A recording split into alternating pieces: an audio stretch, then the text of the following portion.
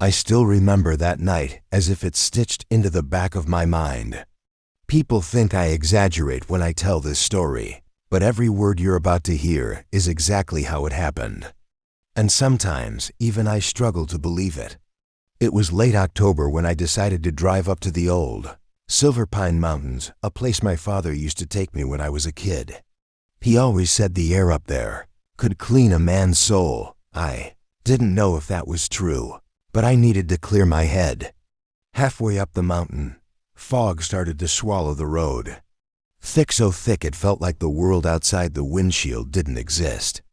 I slowed down, and then I saw it. A cabin, lights on, in the middle of nowhere. Now here's the strange part. I had driven this road dozens of times. There was never a cabin there. Not once. Curiosity pulled me like a magnet. I parked the car, stepped out, and felt the cold air bite through my jacket. The place looked abandoned, despite the warm glow leaking through the windows.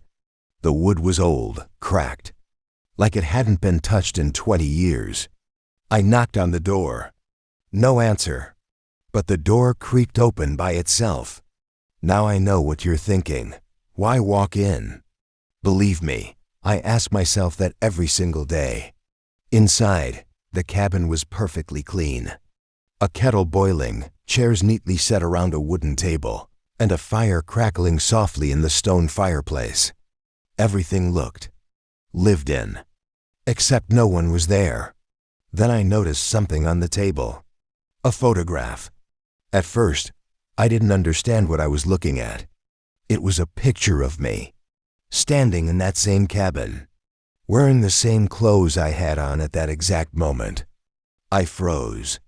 My heartbeat was the only sound I could hear, louder than the boiling kettle. My hands started shaking as I picked up the photo, and that's when I heard footsteps behind me. Slow, heavy, coming from the back room. I turned around, but instead of a person, I saw a shadow sliding across the wall. Tall, distorted, moving like it wasn't human. It stopped right at the doorway, as if staring at me.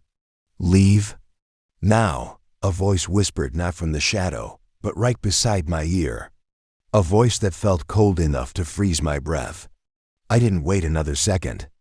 I ran out of the cabin, jumped into my car, and sped down the mountain faster than I ever thought possible. When I finally reached the main road, I stopped to catch my breath. Here's the part that still haunts me. Curiosity pushed me to look back toward the mountain. The cabin lights were gone. No silhouette. Nothing but forest. The next morning, I drove back with 2 friends. We searched the entire area. Every tree, every turn, every rock. There was no cabin. No fireplace. No photo.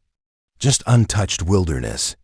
Some nights, though, when everything is quiet, I swear I still hear that whisper. "Leave now."